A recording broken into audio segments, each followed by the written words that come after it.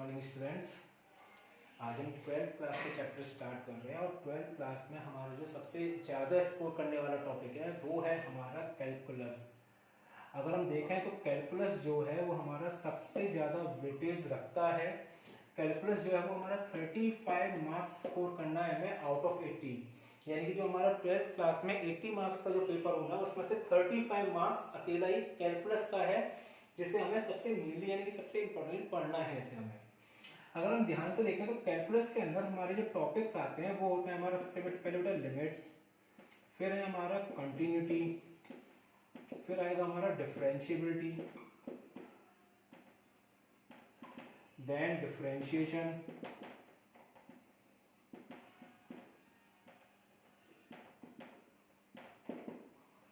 Application of differentiation, integration, application of integration and then differential equation. ये हमारे 1 2 3 4 5 6 7 8 chapters जो हैं ये हमारे कैलकुलस वाले पोर्शन के अंदर आते हैं। इस कैलकुलेशन वाले पोर्शन में हमने लिमिट्स वाला जो टॉपिक है ये तो हमने 11th क्लास में पढ़ा है, ये हमने 11th क्लास में अच्छे से देखा है। उसके बाद जब हम कंटिन्यूटी, डिफरेंशिएबिलिटी, डिफरेंशिएशन, एओडी यानी कि बाकी के जितने भी टॉपिक्स हैं ये सभी हमें यहाँ 12th क्लास में पढ़ने हैं। और ये टॉपिक्स कितने मार्क्स देते हैं? 35 मार्क्स सिक्योर करते हैं यही टॉपिक्स। क्लियर? तो सबसे मेन फोकस जो हमें करना है कैलकुलस पे करना है। और कैलकुलस में अगर हम देखें तो स्टार्टिंग जो हमें करनी है वो कंटिन्यूटी से करनी है। फर्स्ट चैप्टर जो हमारा 12th क्लास में है that is continuity and differentiability. लेकिन कंटिन्यूटी के लिए हमें लिमिट्स का यूज यानी लिमिट्स की नॉलेज होना कंपलसरी है। एक बार जितना भी लिमिट्स हमने क्लास 11th में पढ़ा है उसको एक बार हम फिर से देख ले रहे हैं कि एक्चुअल में क्या था लिमिट्स में जो हमने पढ़ा था। हमने 11th क्लास में देखा कि लिमिट्स अगर हम बात करें कि कोई भी हमारा फंक्शन है f(x), अगर हमारा फंक्शन f(x) है हमें उसको at x tends to a, हमें यानी कि किसी भी पर्टिकुलर पॉइंट a पे हमें चेक करना है कि क्या हमारे फंक्शन f(x) की लिमिट एग्जिस्ट कर रही है या फिर नहीं कर रही। तो उसको चेक करने के लिए हम क्या करते थे कि उस फंक्शन की लेफ्ट हैंड वैल्यू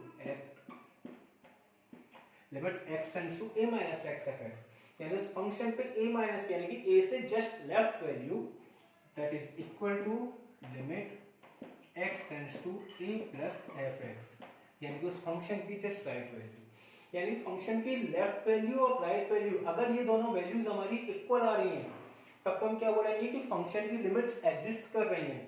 और अगर लेफ्ट हैंड लिमिट और राइट हैंड लिमिट ये दोनों हमारी इक्वल नहीं आ रही तो हमारी फंक्शन की लिमिट्स एग्जिस्ट नहीं कर रही। ये जो मैंने बताया था ना भी सीक्वेंस, सेम इसी सीक्वेंस में हमारा ऑर्डर चलता भी है। यानी कि जब हम बोलेंगे कि हमारा कोई भी फंक्शन जिसकी लिमिट्स एग्जिस्ट कर रही है तब हम चेक करेंगे कि क्या ये हमारा फंक्शन कंटिन्यूअस भी है या फिर नहीं है। अगर किसी फंक्शन की लिमिट्स एग्जिस्ट ही नहीं कर रही तो इसका मतलब वो नीचे का कोई भी प्रोसेस यानी कि वो कंटिन्यूअस तो होगा ही नहीं।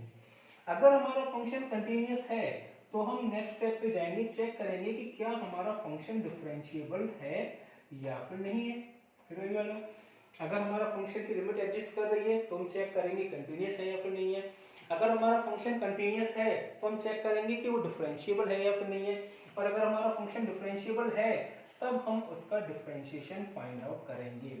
यानी कि स्टेप बाय स्टेप पहले लिमिट्स चेक करनी है, देन कंटिन्यूटी, देन डिफरेंशिएबिलिटी। तो यहाँ पे क्वेश्चन हमारा सिंपल सा क्या बन जाता है कि अगर कोई फंक्शन कंटिन्यूअस है तो इसका मतलब वो लिमिट्स उसकी एग्जिस्ट कर ही रही होंगी, या अगर कोई फंक्शन हमारा डिफरेंशिएबल है दैट मींस वो कंटिन्यूअस तो होगा ही होगा। लेकिन अगर कोई फंक्शन हमारा कंटिन्यूअस है तो ये हम नहीं कह सकते कि वो डिफरेंशिएबल है या फिर नहीं है। सेम अगर कोई फंक्शन हमारा कंटिन्यूअस है तो इसका मतलब उसकी लिमिट्स तो एग्जिस्ट कर ही रही हैं। लेकिन अगर किसी फंक्शन की लिमिट एग्जिस्ट कर रही है तो हम ये नहीं बता सकते कि वो कंटिन्यूअस है या फिर नहीं है। क्लियर? स्टेप बाय स्टेप पहले लिमिट्स चेक करनी है, देन कंटिन्यूटी चेक करनी है, देन डिफरेंशिएबिलिटी। और अगर हमारा फंक्शन डिफरेंशिएबल है दैट मींस उसका हम डिफरेंशिएशन फाइंड आउट कर सकते हैं। तो ये पूरा प्रोसेस जो है हमारा स्टेप बाय स्टेप चलना है। तो सबसे पहले हम जो लिमिट्स को देख रहे हैं तो लिमिट्स में मैंने क्या बताया कि अगर हमारी left hand value, left hand limit और राइट हैंड लिमिट ये दोनों हमारी इक्वल आ रही हैं तब तो हमारा फंक्शन की लिमिट एग्जिस्ट कर रही है, अदरवाइज लिमिट एग्जिस्ट नहीं कर रही। और वहीं पे हमने 11th 11th क्लास में ही हमने क्या और देखा था, कुछ स्टैंडर्ड लिमिट्स। वो स्टैंडर्ड लिमिट्स हमें अभी भी याद होनी चाहिए, बिना उनके हम क्वेश्चंस नहीं कर पाएंगे। तो limit x tends to a, x to the power n minus a to the power n upon x minus a, इसकी वैल्यू है n into a to the power n minus 1। Second हमारा हम लेके चल रहे हैं limit x tends to 0 sine x upon x, और limit x tends to 0 x upon sine x, दोनों की वैल्यू क्या होगी 1। Limit x tends to 0 tan x upon x या x upon tan x, sorry limit x tends to 0 x upon tan x, दोनों की value क्या होगी 1। Limit x tends to 0 1 minus cos x upon x, इसकी limit क्या होगी 0। ये हमारी स्टैंडर्ड लिमिट है, इसकी लिमिट क्या हो जाएगी 0 हो जाएगी बेटा। नेक्स्ट आएगा हमारा limit x tends to 0 a to the power x minus 1 upon x, इसकी लिमिट होगी log a। ये जो हमने लिमिट्स निकाली है इन सबको हम सॉल्व करके निकाल सकते हैं। ये जो दोनों लिमिट्स है ये हमारी निकल के आती है सैंडविच थ्योरम से, बाकी की इनको हम एल हॉस्पिटल रूल के थ्रू भी कैलकुलेट कर सकते हैं। Limit x tends to 0 e to the power x minus 1 upon x, ये वाला जो लिमिट है हमारा ये जस्ट इससे ऊपर वाली लिमिट का एक एप्लीकेशन है। जब ये इसका एक एप्लीकेशन है तो यानी कि हमने क्या किया है, a के प्लेस पे ओनली इक्वल प्लेस किया है, यानी कि जो आंसर है हमारा log a बे c, उसकी जगह पे क्या हो जाएगा log e बे c, यानी कि इसकी लिमिट क्या हो जाएगी 1। एक और लिमिट रहेगी हमारी लिमिट x टेंड्स टू 0, और वो हम काउंट करेंगे log की limit log e 1 plus x upon x, इसकी लिमिट भी क्या होती है 1 होती है। ये हमारी स्टैंडर्ड लिमिट्स हैं जिन लिमिट्स को हमने 11th क्लास में यूज किया था। 11th क्लास में हमने इन सारे लिमिट्स के क्वेश्चंस भी किए हैं और इन सबका यूज करते हुए हमने ये एक्सरसाइज लास्ट ईयर सॉल्व भी किए हैं, और अब इन सभी का यूज हमें आगे कैलकुलस में भी करना है।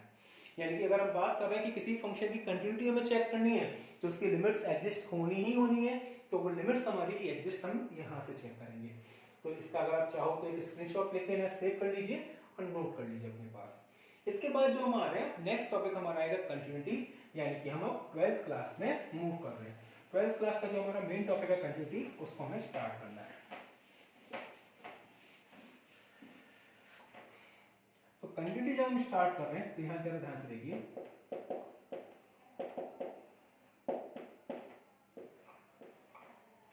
सबसे पहले हमारा आता है कि कंटिन्यूटी है क्या। अगर इसका नाम पढ़े तो नाम से पता चल जाए कि कंटिन्यूअस। कंटिन्यूअस यानी कि हमारा फंक्शन जो है वो कंटिन्यूअस है या फिर नहीं है। मैंने एक एग्जांपल लिया, एक एग्जांपल लेके समझा रहा हूं। पहले यहाँ देखिए fx is equal to sin x, okay, और दूसरा एग्जांपल ले रहा हूं मैं fx is equal to greatest integer of x। पहले इसमें मैं एक्सप्लेन कर रहा हूं, okay. Now fx is equal to sin x, अगर इसका मैं एक फंक्शन sin x का मैं ग्राफ प्लॉट करता हूं तो आप सबको बहुत बिल्कुल पता है कि कुछ इस तरीके से इसका ग्राफ प्लॉट होता है। अगर आप ध्यान से देखा तो sin x का जो वैल्यू है इंक्रीज हो रहा है, डिक्रीज हो रहा है, फिर इंक्रीज हो रहा है, फिर डिक्रीज हो रहा है। नेगेटिव वैल्यू में भी ये हमने ड्रॉ किया माइनस इनफाइनाइट से प्लस इनफाइनाइट, यानी कि थ्रू आउट इट्स डोमेन, इसकी जितनी भी डोमेन है यानी कि रियल नंबर, उस रियल नंबर में ये इंक्रीज हो रहा है, डिक्रीज हो रहा है, लेकिन कहीं पर भी ब्रेक नहीं हो रहा। कोई पॉइंट ऐसा नहीं है जहां पे हमारा ग्राफ ब्रेक हो रहा है या टूट रहा है, कहीं पे भी हट रहा है। वो कंडीशन पूरे ग्राफ में कहीं नहीं है। तो ये हमारा कैसा फंक्शन हो गया, कंटिन्यूअस फंक्शन। अगर हम देखें इसकी maximum value +1, minimum value -1, values से हमें यहाँ पे कुछ भी लेना देना नहीं है। हम यहाँ पे केवल कंटिन्यूटी चेक कर रहे हैं, और कंटिन्यूटी चेक करते टाइम हमने क्या देखा कि क्या कहीं पर ये वाला ग्राफ हमारा ब्रेक हो रहा है या फिर नहीं हो रहा। कि हमने ग्राफ बनाया, कहीं पर भी ब्रेक नहीं हो रहा थ्रू आउट इट्स डोमेन, जो इसकी पूरी डोमेन है माइनस इनफाइनाइट से प्लस इनफाइनाइट, यानी कि सारे रियल नंबर्स पे ये कहीं पर भी ब्रेक नहीं हो रहा। दैट मींस हम क्या बोल देंगे कि fx equal to sin x, यानी कि sin x जो हमारा फंक्शन है इट इज कंटिन्यूअस एवरीवेयर, यानी कि एवरीवेयर हर जगह ये आपका कंटिन्यूअस होगा। लेकिन अगर मैं दूसरा फंक्शन लेके चल रहा हूं, वो हमारा greatest integer x, greatest integer x का अगर आपने ग्राफ बनाया तो कुछ इस तरीके से स्टेयर्स के फॉर्म में हमारा ग्राफ बनता है। यहाँ पे 0, यहाँ पे 1 2 3 -1 -2 -3। लास्ट 11th क्लास में हमने वाला ग्राफ देखा है, एक्सप्लेन भी किया है। अगर आप इस ग्राफ को देखें तो अगर मैं आपसे बात करूं कि 0 से 1 या 1 से 2, तो 1 से 2 की मैं बात करूं कि क्या 1 से 2 में इस फंक्शन की कंटिन्यूटी डिस्कस कीजिए। 1 से 2 में fx is equal to greatest integer of x, इस फंक्शन की हमने कंटिन्यूटी डिस्कस करनी है। तो उस कंडीशन में 1 से 2 में ये ग्राफ हमारा कंटिन्यूअस है। लेकिन जैसे ही 2 आता है, 2 आते ही ये हमारा ग्राफ ब्रेक हो जा रहा है, और ब्रेक होने के बाद ये लाइन हमारी यहां पे आ रही है। यानी कि जितने भी इंटीजर पॉइंट्स हैं 0 1 2 3 -1 -2 -3, उन सारे इंटीजर पॉइंट्स पे ये ग्राफ हमारा क्या हो रहा है, ब्रेक हो रहा है। और अगर ब्रेक हो रहा है ग्राफ, दैट मींस ये कंटीन्यूअस नहीं है। अब इसमें भी दो कंडीशन आती है। अगर ग्राफ में हमसे पूछता है कि सिंपली आपको मैं ये बताओ कि 0 से 1 के बीच में ये हमारा कंटीन्यूअस है या फिर नहीं है। अगर मैं 0 से 1 की बात कर रहा हूं और 0 भी इसमें इंक्लूड नहीं है और 1 भी इसमें इंक्लूड नहीं है, इस कंडीशन में ये ग्राफ हमारा कंटीन्यूअस है। बिकॉज 0 to 1 में ये कहीं ब्रेक नहीं हो रहा, 1 से 2 में ये कहीं ब्रेक नहीं हो रहा, 2 से 3 पे कहीं ब्रेक नहीं हो रहा। ब्रेक कहां पे हो रहा है, ये इंटीग्रल वैल्यूज, इंटीजर पॉइंट्स पे ब्रेक हो रहा है। तो अगर हम बात करेंगे तो हम बोलेंगे कि जो ग्रेटेस्ट इंटीजर फंक्शन है ये इंटीजर पॉइंट्स पे कंटीन्यूअस नहीं है, बाकी फंक्शन बाकी पॉइंट्स पे हमेशा क्या रहेगा, कंटीन्यूअस रहेगा। अब इसी चीज को अगर हम ध्यान से देखिए तो हमने क्या देखा, ग्राफ के थ्रू, ग्राफ के थ्रू भी देखने पे अब एक दो चीजें ध्यान से समझ लीजिए। यहां से एक दो चीजें हमें क्लियर हो जाएंगी। सबसे पहली बात, तो जितने भी हमारे एल्जेब्रिक फंक्शंस हैं, all algebraic functions are always continuous. जितने भी हमारे एल्जेब्रिक फंक्शंस होंगे वो हमेशा हमारे कंटीन्यूअस होंगे। Algebraic function means linear equation, quadratic equation, cubic equation, ऐसी कोई भी इक्वेशन अगर हमारी आ रही है तो वो हमेशा कंटीन्यूअस होगी, कभी भी डिसकंटीन्यूअस नहीं होगी। बिकॉज डिसकंटिन्यूटी हमेशा वहां पे आती है जिस पॉइंट पे हमारा ग्राफ ब्रेक हो रहा है, यानी कि दो पार्ट्स में डिवाइड हो रहा है। जब हमारा एल्जेब्रिक फंक्शन है तो वो तो कहीं डिवाइड होगा ही नहीं। Second, sin x, cos x, modulus function,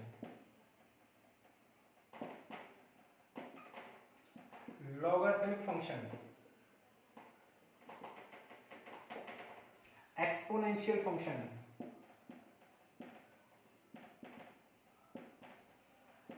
these all functions are always continuous function। ये सारे फंक्शन भी हमेशा हमारे क्या होते हैं, कंटीन्यूअस होते हैं। sin x को तो अभी मैंने आपको डिफाइन किया था, सेम उसी की तरह cos x हो जाएगा। मॉड वाला जो फंक्शन है mod x की अगर हम बात करें तो mod x का जो ग्राफ बनता है वो हमारा कुछ इस तरीके से बनता है, तो ये भी कंटीन्यूअस है हमारा। log x का ग्राफ कैसे बनेगा हमारा, कुछ इस तरीके से, ये भी कंटीन्यूअस है हमारा। Exponential function e to the power x का ग्राफ इस तरीके से, ये भी कंटीन्यूअस है। यानी कि sine, cos, modulus function, log x, exponential function, ये सब हमारे क्या होंगे, हमेशा कंटीन्यूअस होंगे।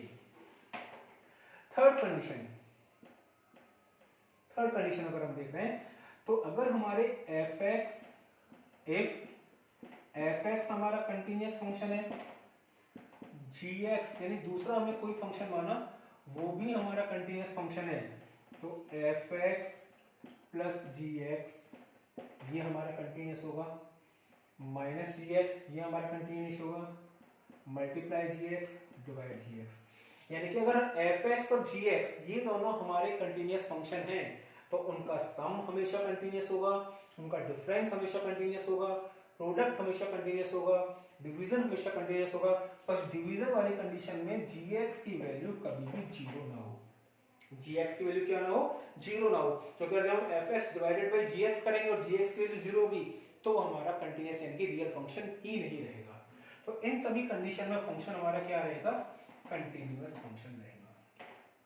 एक लास्ट कंडीशन और है हमारी, फोर्थ कंडीशन, कि अगर कंपोजिट फंक्शन है हमारा, कभी भी composite function of two continuous function, अगर दो फंक्शन हमारे कंटीन्यूअस हैं तो उनका कंपोजिट फंक्शन भी हमेशा कंटिन्यूअस ही रहेगा। कंपोजिट का मतलब यानी कि मैंने आपसे बोला कि sin x हमारा एक फंक्शन है जो कंटिन्यूअस है, mod x हमारा एक फंक्शन है जो कंटिन्यूअस है, तो mod sin x ये हमारा क्या होगा, कंटिन्यूअस ही होगा। कंपोजिट फंक्शन का मतलब होता है f of gx और g of fx या f of fx g of gx, ये रिप्रेजेंट करते हैं हमारे कंपोजिट फंक्शंस को। तो अगर हमारे fx हमारा कंटिन्यूअस फंक्शन है, gx हमारा कंटिन्यूअस फंक्शन है, तो उनका जो कंपोजिट फंक्शन होगा वो भी हमारा कंटिन्यूअस ही होगा, उसके अलावा कुछ नहीं होगा। तो ये बेसिक कंडीशंस है जो हमें याद होनी चाहिए, बिकॉज कंटिन्यूटी का जो क्वेश्चन आता है वो डायरेक्टली इस तरीके का नहीं आता कि जो हम चेक करना हो, उसका क्वेश्चन आता है find the value of k वाले, जो भी अभी मैं आपको समझाऊंगा। तो आपको उनकी वैल्यूज के लिए ये पॉइंट्स हमें लर्न होने चाहिए कि कौन कौन से फंक्शन हमारे कंटिन्यूअस होते हैं और कौन से फंक्शन हमारे कंटिन्यूअस नहीं होते हैं। यहाँ से पता चल गया कि जितने भी एल्जेब्रिक फंक्शन है वो हमेशा कंटिन्यूअस रहेंगे। साइन और कॉस, टेन कॉट ये नहीं है, केवल साइन और कॉस ये दोनों हमारे कंटिन्यूअस रहेंगे। Modulus function, logarithmic function, exponential function ये हमारे कंटिन्यूअस रहेंगे। अगर दो कंटिन्यूअस फंक्शंस का हम सम कर रहे हैं, डिफरेंस कर रहे हैं, प्रोडक्ट कर रहे हैं, डिवाइड कर रहे हैं, वो हमेशा हमारे कंटिन्यूअस रहेंगे। या उनके अगर हम क्या कर रहे हैं, कंपोजिट फंक्शन फॉर्म कर रहे हैं, तो वो भी हमारे कंटिन्यूअस रहेंगे। ये पॉइंट्स आप नोट कर लीजिए, स्नैपशॉट ले, वो स्क्रीनशॉट ले लीजिए और सेव कर लीजिए। अब अगर हमें एल्जेब्रिकली चेक करना है कि क्या हमारा कोई फंक्शन कंटिन्यूअस है या फिर नहीं है। अब एल्जेब्रिक फंक्शन में तो मैंने आपको बताया कि एल्जेब्रिक फंक्शन तो हमेशा हमारे कंटिन्यूअस होते ही होते हैं। जब एल्जेब्रिक फंक्शन हमारे हमेशा कंटिन्यूअस होंगे तो फिर चेक कैसे करेंगे। तो पहले तो चेक करने का एल्जेब्रिक वे जो है वो मैं आपको समझा रहा हूँ कि अगर पहले मैंने क्या बोला कि किसी भी फंक्शन की अगर लिमिट एग्जिस्ट कर रही है तभी हम चेक करेंगे कि हमारा फंक्शन कंटिन्यूअस है या फिर नहीं है। तो यानी कि लिमिट एग्जिस्ट करने का मतलब क्या हो गया, अगर हम बात कर रहे हैं कि कोई भी function fx at x tends to a पे हमें चेक करना है, तो limit x tends to a minus fx की value limit x tends to a plus fx के इक्वल होनी चाहिए।